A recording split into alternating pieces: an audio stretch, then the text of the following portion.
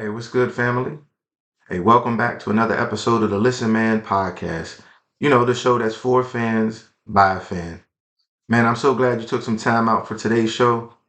I think it's going to be a real nice show. We're going to call this one the NBA regular season wrap up.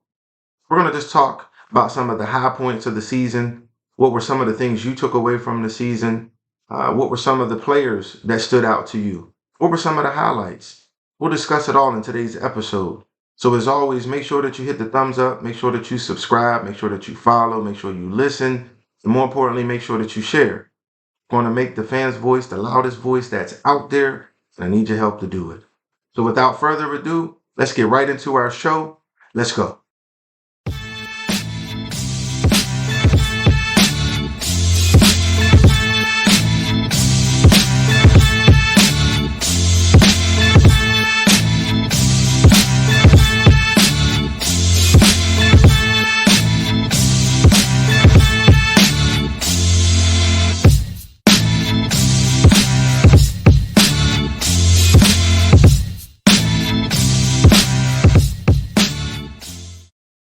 Okay, welcome back to another episode.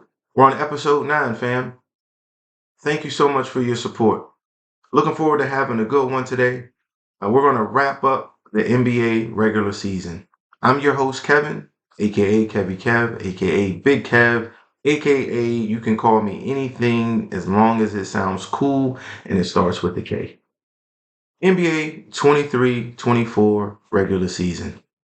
Man, there was a lot that happened this year. Just wanted to spend the day just talking about some of those points, see what you think about it, get your thoughts and comments on some of the topics that we'll add when it comes to the NBA, and just look forward to having just a good, positive show again from our perspective as fans. So we can start the show off by talking about one of the biggest milestones that was reached by one LeBron James. So we know that Kareem Abdul-Jabbar held the scoring title for over 38 years. And it's interesting that LeBron James in December broke that scoring title with 38,388 points. And that's ongoing since then.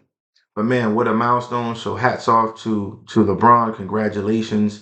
Man, just what a milestone to break. It's something that some of the greats never broke. Some of the greatest scorers never broke. So I do think that it's a huge milestone, especially for somebody like LeBron, who isn't known as a quote unquote scorer. For him to be the one to break the scoring title, that's a phenomenal feat. So that was one of the big moments in the 23-24 NBA season that stood out to me, was him breaking Kareem's record. So we also got into the first play-in or in-season tournament ever. Now this was kind of unique, wasn't it? Because when the season started, the NBA was trying to find ways to generate hype or try to get fans more involved into the NBA regular season, as players kind of lamented that the regular season just seems to not be what it once was. On episode 1, we talked about load management and the effect that that's having on the regular season as far as how people feel about it. So all of these things kind of play a role in the regular season. So the NBA comes up with this in-season tournament. So where basically every division was broken down and teams would play each other twice. The regular season games still would count, but they would count towards like a divisional type bracketology thing. And then you would get down to where the one team would play another team, and the Lakers ended up winning the in-season tournament. So it was an interesting experiment. Looking at some of the research behind it, the NBA did say that they felt that it was successful. They said that the fans showed up, they watched a lot of the games, the ratings were good. I did a little research on it, couldn't find where the numbers were astronomically different from last season. Maybe you felt it was great. Maybe you felt that it encouraged you to watch more regular season games. I don't know. For me, it was just okay, if I'm being honest. It didn't make me watch more or less games. Um, it didn't even make me really watch the actual championship game that much either. Um, Again, as someone who loves basketball, who played basketball, I think I just kind of get shocked anytime the NBA feels like they have to resort to things like this to try to get views. You know what I mean? Um, So for me, I just felt like it was cool. I'm glad that the NBA on a positive side, this is a positive podcast, on a positive side, I do like that the NBA is being forward thinking and trying to find ways to incorporate the fans back into the games. And so it was an experiment. People that I talked to, they said it was just okay. Again, it didn't do anything to make a person watch more or less, but yet it happened. So, hey, the NBA first in-season tournament goes to the LA Lakers. So again, hats off to the Lakers. So the first half of the season, we really could say belonged to the Lakers, right? Between in-season tournament champs, LeBron breaking the scoring title, and then even Anthony Davis playing more games this season than he has in a long time. Man, that's a great thing for the Lakers and for anybody that's Laker fans to see those things. And we always want the players to be healthy. We don't ever want to see anybody, hurt. So it was great to see those things happen. Now, another big story was one that I was really intrigued by, and that was the Zion Williamson story. Did you guys notice that story this year? It kind of flew under the radar, which is something that kind of frustrates me sometimes as a fan. And I think just sometimes with media in general, right? Because when he was going through what he was going through over the summer, it seemed like we talked about Zion all the time. Every media, sports media outlet talked about Zion, what he needed to do, and all of these things, his weight, whatever it was. Now he's getting in shape, he's having a great season, and we really aren't hearing a whole lot about him or the Pelicans. Right now he's averaging over 25 points a game. He's shooting almost 50% from the field. That's incredible. And also has his Pelicans in a position to be in the playoffs, and they're a dangerous team. Once the chemistry starts to gel again because of injuries and because of him not being in and out, I think once they begin to gel, they truly could be maybe the Sacramento Kings of the 24 season. Maybe they make a deep run into the playoffs. We'll see. But hats off again to Zion. Another great story of this in season to see him kind of come back, take care of his body, see his body holding up. And it's just amazing to see those things. So again, just something positive that we wanted to give our love to Zion on. That to keep it up, man. Take a page from Charles Barkley. When he first came in the league, he was 320 pounds. At 6'4". And so he had to learn, Moses Malone and Dr. J, he had to learn how to get in shape. They had him on the track. And once he dropped down, look at his career that he ended up having, a Hall of Fame one. So I feel like you could find yourself in that same vein, Zion, if you just keep yourself in shape, keep positive people around you, keep the negativity away that adds to anxiety, stress. All of those things lead to things that lead to weight gain. So man, just again, proud of you, happy about it. Something else was the Clippers. The Clippers adding James Harden, all of that drama that came along with James. He's really is like a walking soap opera. Everywhere he goes, it seems like it's something. And again, my boy K probably ain't gonna want to hear about it because since he was in Philly and wreak havoc there. But at the end of the day, he wanted to be in LA. He's in LA with the Clippers. And it was kind of interesting to see how initially they dropped so many with him there, and everybody thought, here we go. But recently, we've seen a resurgence of the Clippers, haven't we? We've seen kind of their big three of Kawhi, Paul George, and now James Harden being able to kind of blend in with Russell Westbrook and some of the other pieces that they have. And they've been on a win streak. They've actually clinched the playoff berth that now has put the Lakers and Golden State in the play-in tournament for the playoffs. So man, the Clippers are really doing their thing. It's interesting to see, that coaching job take some time sometimes to gel and get players to figure out how they want to play together. So the Clippers now have become a story or a topic in this season. Where that story ends with them in the playoffs, that'll yet to be determined. Again, last year, I think about if Kawhi would have stayed healthy, they probably would have beat the Suns. And who knows? Maybe that team would have given the Denver Nuggets a real run. And maybe they could have ended up in the finals last year. So a lot of intrigue there as well. So again, another little storyline of the season that we're going to kind of wait to see how it plays out in the playoffs. So it's going to be real interesting to see how that works out. Another story that I was really interested in was the Milwaukee Bucks. I'm a Giannis fan. I love his work ethic. I love his mentality. He's kind of old school in the sense that, in the offseason, he's not hanging out with other NBA players.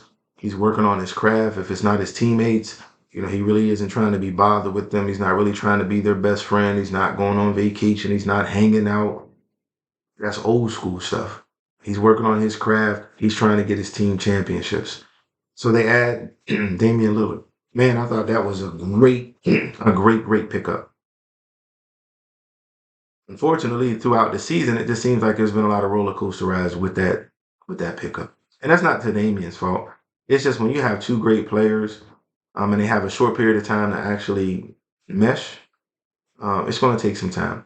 And Damian has been in a situation where he's been used to being the primary ball handler. He's had control. He's had carte blanche to shoot when he needs to shoot, when he feels like shooting, taking the last shot. And now he comes to a team with a two-time MVP, a champion, a finals MVP, who is used to the same exact thing, but plays a completely different style. This is not Damian Lillard with a Kevin Durant, who both like to shoot and they can play off of each other.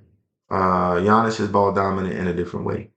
And so, it's been an interesting dynamic. So even though currently they're second in the East, which record-wise is a great thing, um, it'll be curious to see how things play out because these next few games could actually drop them down to, I think, fourth or fifth, if they lose them. Now with Giannis being out, that potentially could happen. Hopefully, with him being out it'll help some of the other teammates step up a little bit, and maybe that'll make it more cohesive when he comes back, so he won't have to feel like he has to do so much. Now that leads to some really really interesting things here that I just jotted down, and that's some of the exciting things about the league. And think of some of the young teams that have really jumped in this year. Right, last year and maybe the year before it was the Memphis Grizzlies. With Ja Morant and those guys making noise in the playoff, everybody kept saying they were up next, they were up next, they were up next. Think of the Minnesota Timberwolves. For a good portion of the league, they have been number one in the West. It's fluctuated. They had a huge game against Denver to determine who would be number one, but we still have 3-4 games left to go. And so we'll find out who truly is the top seed in the West. But think of the Minnesota Timberwolves and where they are, that jump that they've taken from last year to this year. Think of the Oklahoma City Thunder. They too also kind of juggled that number one spot for a little while this year, and they had a jump. Another team this year that's kind of stood out is the Orlando Magic. That's right, I said it. The Orlando Magic could actually end up being the 2 seed if Milwaukee drops their next 3 games. Think of that. The Orlando Magic could be the 2 seed. They haven't done that since Dwight Howard was there, and they ended up in the top seed in the East. Think of that. The Orlando Magic. So again, another feel-good story for the NBA, for NBA fans like us, to see some of these teams come, because we hate seeing teams not be relevant anymore. It would be nice to see teams be consistent so all the games were good. Maybe one day the Charlotte Hornets will be that way here for those of us that live in North Carolina.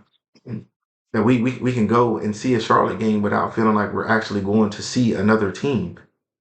They have some pieces. So we'll get a chance to see how that all plays out. But those young teams have really emerged this year. And it's exciting to watch, right? And then on top of it, a lot of it has to do with the new stars. Think of some of the new stars that have emerged this year, right? You have Shea Gilgeous-Alexander. He was in the MVP conversation because of the way that he's playing. His style is a little bit unorthodox and awkward. And for those of us that play, we always had that one dude at the gym that he played just a little bit off center, and it just made him difficult because the things that a normal player would do, he didn't do, or she didn't do, and it made it hard to guard. And that's the way he plays. He's got a herky-jerky kind of style, but yet he's got good handle and he can shoot. But it's kind of slow, but kind of fast. It's just a weird dynamic. But I like watching him play because he's ultra aggressive, he's competitive, he wants to take on the best players, and that I love seeing from the players in the NBA today, especially this new crop that's coming up. Then Anthony Edwards. Now, he's my favorite young player right now. Anthony Edwards to me is a throwback to the Vince Carters, the Allen Iversons, the Kobe Bryants. Remember when we had in the late 90s going into the early 2000s, all of the two guards or small forwards that just were ultra athletic, could shoot, but they were just competitive. And it seemed like every night somebody was going against somebody, and you couldn't wait to see it. Ray Allen when he was with the Bucks. Every team just had these guards that just were phenomenal. Paul George in Indiana when he was there, it was just must see TV to watch these guards play. Anthony Edwards is that dude. He's here, ladies and gentlemen. He is that dude, and his highlights, man, have been phenomenal. We could probably say he's had more phenomenal highlights on the defensive end as well as dunks as anybody in the league this year. So to me, I love his work ethic. Karl Anthony Towns goes down. He elevates his game. His team doesn't drop off and they don't lose seven straight. He took that mantle. He took that challenge and said, okay, our big man is gone. It's time for me to raise the level of my game. Kind of remind me of what Kobe Bryant did when Shaq left, right? Everybody kept saying he was Kobe because of Shaq, and rightfully so. But once Shaq went to Miami, it kind of put the onus on Kobe.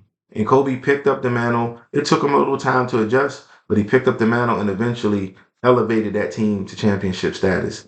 And that's what I see with Anthony Edwards. I see somebody who's working on his craft and elevating his game so that when Karl Anthony Towns does come back, that dynamic is going to be great because they both can stretch the floor. Karl likes to shoot. That leaves the lane open, but it also takes some of the pressure off of Karl as well, where he can come back a little bit slower from his injury and not feel like he has to jump in and carry the load. So we have Anthony Edwards. You have Jason Tatum, who's been the model of consistency over the last few years. And think of this. It feels like he's been in the league forever, but I think he's only 22, 23 years old. He's just been on really, really good teams. Is he ready to take the next step? He says he wants to be the face of the league. Can he do it? Celtics have been one of the top teams all year long. Some say a lot to make it into the finals that this season would be a disappointment if they didn't make it to the finals again. So Jason Tatum is another one that comes across as just youth that is elevating the NBA. You have Jalen Brunson in New York. The things that he's doing as a guard, he's just a winner. Everywhere he goes, they just tend to win. And so he's another one that, has a style and a play about him to where it's fearless. And I love it. I love seeing these players not be fearful of moments, times, other teams or other players. It's just great to see. Tyrese Halliburton in Indiana is another player, another awkward style, but he could play. He could play. Injury slowed him down a little bit this year, but still his name is right there in the hat of those young players who want to put their name in the hat as far as being the face of the league sometime very soon with aging stars being out there. Tyrese Maxey, okay, your boy, hey, 51 points the other night. He's showing that with Joel being down, he's another one that elevated his play. With James Harden being gone, he elevated his play from just being a consistent player to now putting himself in that elite company of an elite two guard now that can actually put up points, carry a team. He plays great defense. His energy is off the charts. I love everything about him. He fits the Philadelphia market. It's somebody that works hard and plays hard as well. You have Jaylen Brown and so many others now that have been a staple of this in season. Like this season has just brought up a crop of young players, not including, the number one pick, right? Wimbiana. Like he has lived up to the hype as far as I'm concerned. I just feel like Pop really hasn't used him the way that I would like him. I would like to see him shoot the ball 30 times a game just because he can. His teammates do. And I think once they get a nice core around him, I think he's going to be just fine. So this young group kind of gives me hope again in the NBA getting competitive because they all have this competitive fire. And I guess it's kind of like sports and life, as we say, right? Because in life, what do we see now? The 90s are coming back, right? Everybody's starting to wear the flared out jeans or the pants again, like we did in the 90s. Hairstyles are coming back from the 90s. Even I've seen people wearing Carl Kanai shirts and Pelly Pelly shirts again. So the 90s are coming back. So you know what? Why not bring the 90s mentality back to the NBA? That was the golden era as far as I'm concerned. So I'm happy to see the young players bringing that mentality back of saying, I want to compete. And these guards are doing it because not only are they saying, I'll score on you, but then they're coming back and they're willing to check or defend the other team's best player. That's what I love to see. But listen, let's show some love to the old guard too, right? Those veterans that have been doing it for a long time. We talked about LeBron James and his accomplishments, and what he's doing is phenomenal, isn't it? There's times that I look at him and I'm like, man, he's flying up and down this court like he's 21 again. Phenomenal stuff. Steph Curry, man, he's still shooting lights out. He's still able to get to wherever he wants to go at 35 years old. He'll be 36 in a few months. He's still able to do pretty much what he wants to do. And he has elevated the Golden State Warriors to be in the play-in tournament as well. So we have Kevin Durant, Steph, the Joker, Luca, Kyrie. These guys are still showing the young guys like there's still levels. We're still here. So you can say you coming for it.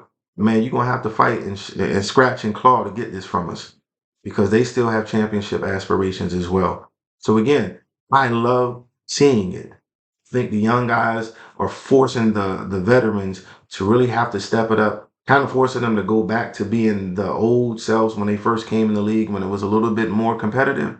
And I think overall that's great for us as fans to see this. So moving forward into next season, man, I think it's going to be great.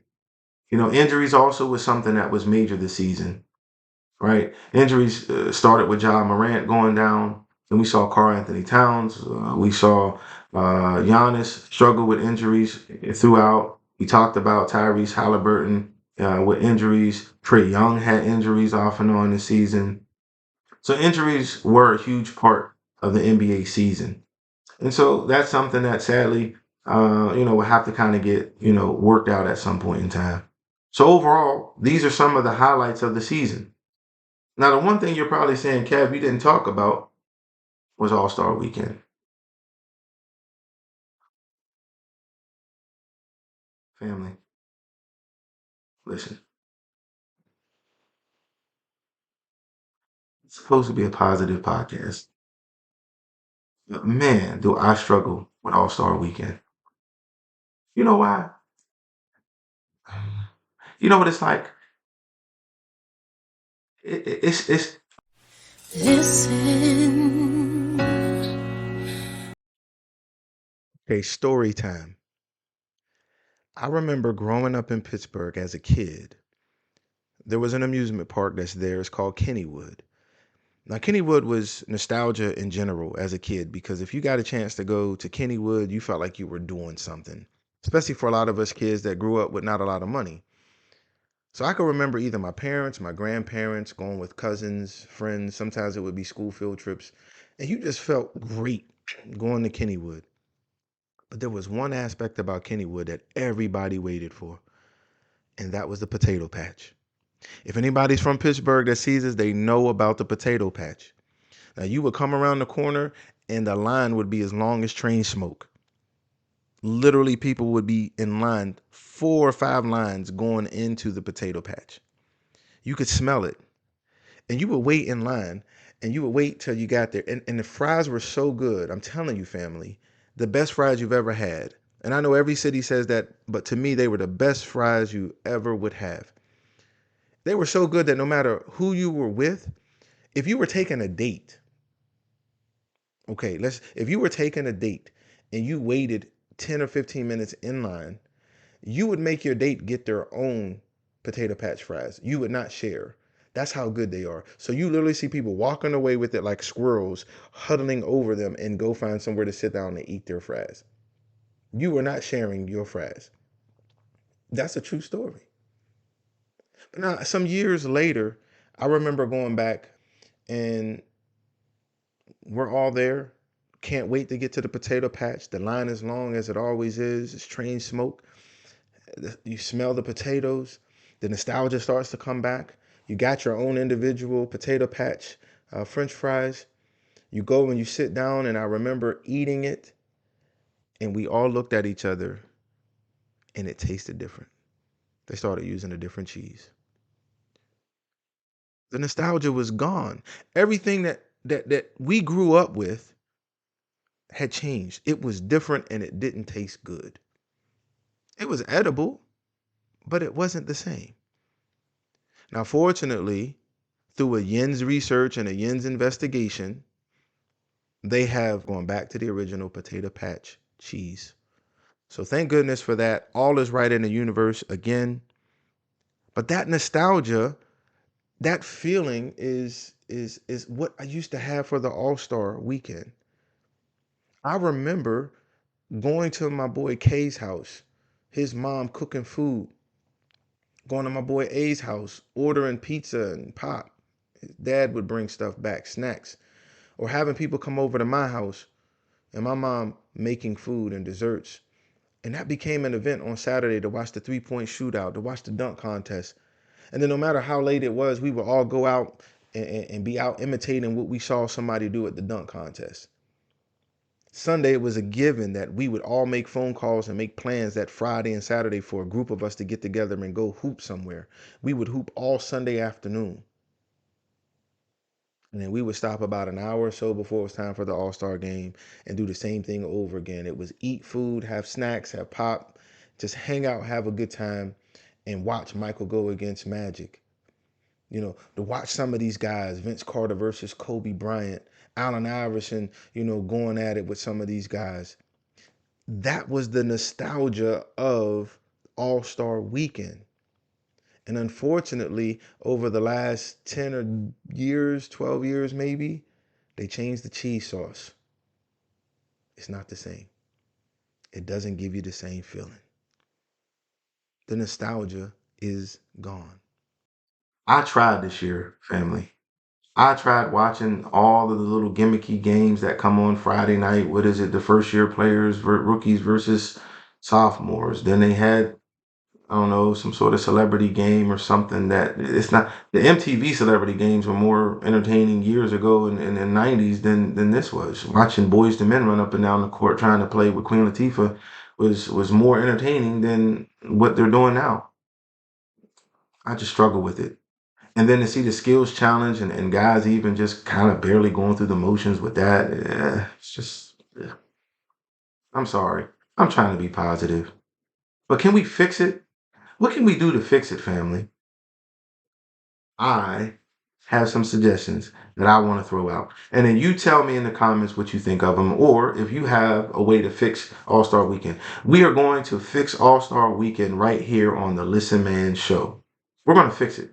All right? So here's my suggestion. Get rid of all of the skills competition. Let's just go back to basics. Sometimes you just have to go back to basics, fundamentals, right? 3-point shootout and dunk contest. Now, how can we make those two things the staple of All-Star Weekend again, besides the game itself? How about this? There is a saying that says, cash rules everything around me. Cream, get the money. If you know, you know. So the NBA has tons of money. Why not say the winner of the 3-point shootout gets 50, 75, $100,000? Listen, that's really just a couple of Draymond Green's fines for the year, right? Just being honest. Take some of that fine money from Draymond and to convert that into some sort of money for the 3-point shootout. Don't you think you would get some of the better shooters in there? Then, not only do you give a nice amount of money, but how about only those who are shooting, say, 43 or 44% and up can even participate in the 3-point shootout? Then that way, you're guaranteed to get the best shooters in the league competing against each other. At the end of the day, isn't that what we want, family? As fans, we want to see the best compete against the best. So if you're not shooting 43% or higher, you cannot compete in the 3-point shootout. Because some of the guys that join in, I'm like, shoot, you know, any fan could join the 3-point shootout and do what some of these guys do. That's just being honest. It's just to get in and say that you want to get in. But let's make it competitive again. You remember what Larry Bird said when he walked into the room? He told everybody get ready to be in second place. He was ready to compete. And he shook them up. And he ended up winning. Make it competitive again. Same thing with the dunk contest.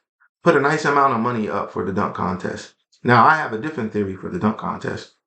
I think for the dunk contest, what you should do, the NBA should do this. They should have like an American Idol style competition, right? So they can hold dunk contests throughout the league with various coaches or whatever. Let the NBA pick their top five dunkers, right? Let them have their top five dunkers. Sorry. They have their top five dunkers. And then you have scouts go out and scout the top five dunkers, whether on YouTube or in these dunk leagues, like my man, Gee, you know, 1 Foot God, these guys, look them up. Have these guys come compete, and then you get the top five internet or dunk league dunkers versus the top five NBA dunkers. Put $100,000 or $150,000 up for the winner. NBA players, it could be to a charity. For those guys, give them the money. Do you think you would get the NBA's best dunkers wanting to perform? To compete against guys that they even watch? I think so. Would it make it exciting for you and I as fans? Absolutely, I would watch. Just for the creativity alone, because they would know in the NBA that those dudes, man, they come up with some stuff. So that's how we fix All-Star Weekend. Now, the one thing that I haven't figured out just yet is what can we do to get the NBA players to play harder on All-Star Sunday? That's probably the most frustrating thing to me because as fans, again, go back to episode 1 with load management. They spend a ton of money to travel to these cities wherever All-Star Weekend is going to be. Spend a ton of money on tickets. Spend a ton of money on hotels. Everything that goes along with it. And then you sit there and they literally don't play any defense. It used to be that they would say, well, we're going to wait until the fourth quarter. The latter part of Kobe's career, Dwayne Wade and Carmelo and those guys, LeBron, they would say, we're going to wait till the fourth quarter, and then you would see him step it up some. Okay, that was cool. It would get a little bit more aggressive, more one-on-one, more this player versus that player. But I think a lot of that had to do with the Kobe Bryants and the Dwayne Wades, the Kevin Garnetts were still in the league. They were just ultra competitive anyways. So it kept that mentality going. Now you don't really have anybody that has that mentality. So now the games are getting into the 200s. I mean, it's ridiculous as far as I'm concerned. Over 200 points in a game, and then you try to convince us that you're actually trying hard. You're playing defense. No, but with all of the talent that we see, man, don't we want to see some of these moments? Don't you want to see Anthony Edwards guarding Jason Tatum and vice versa? Don't you want to see some of these bigs going at each other? Like, that's what All-Star Weekend's about. We want to see the very best that the NBA has to offer clashing and going at it to determine who's the best. If you've ever seen the documentary about the Dream Team, look at what Karl Malone and Charles Barkley were saying about the first practice that they had. It's kind of like an all-star game to some degree. And this is without the cameras. This is without people watching. They felt that it was their chance to prove that they were the best. Karl Malone said everybody's saying Charles Barkley's the best. And he said, no, no, no, no. Let me show you. I'm the best power forward in the league. Charles felt the same way. Clyde was going at Mike. Mike was going at Clyde. Magic saying, no, no, no, no, no. Don't forget about me. I ain't passed the torch to nobody yet. That mentality is what's missing from All-Star Weekend. So again, maybe money talks. Maybe the NBA comes up with some way to raise money so that the winning team can divide it and it's a decent amount of money for them to be competitive. The fancy floors and all of this stuff, do away with it. Let's just get back to basics basketball. So what do you think? Leave a comment and tell me how you would fix the All-Star Weekend. Do you even think it needs fixed? Maybe you like it as it is. Most of the fans that I talk to feel like it needs to be fixed. I agree with that. Those would be my suggestions. But I want to hear from you. Tell me what you would do with it. So isn't it interesting that this season is wrapping up We just highlighted some of the things that have happened. And I just think as we look forward to the playoffs in the next 3 or 4 days from now, we should have a better playoff picture of who's going to be playing against who. And then we'll look forward to doing another episode throughout the playoffs talking about different runs. So it's exciting times. I thank you guys for spending some time with me. Just wanted to share a few of these things with you, see if we could talk about it and wrap up the season as it's coming to an end already. Look forward to another episode. And as I always say, just thank you very, very much for taking some time out. Spend it with your boy. It means more than you'll ever know. We want to take the show wherever the show is meant to go. I can't do it without you. So please continue to support. If you like the episode, make sure you hit the thumbs up. Make sure that you share. Make sure that you leave a comment. Please comment. Say something. I'll make sure I respond back. Let me know if there's a topic that you want to talk about. I'll add it on the show and we'll talk about it. And make sure you pass it on. Share it. Please share it with anybody who loves sports. We'll take care of them over here. So as I always say, I hope you guys have a great day. Take care of yourselves. Stay positive. Don't let negativity surround you. Keep positive people in your life. What goes up definitely comes down. In other words, even if bad things are happening, there's good things right around the corner. I'm sure of it. So this has been the Listen Man Show. Again, thank you, thank you, thank you. Let's go.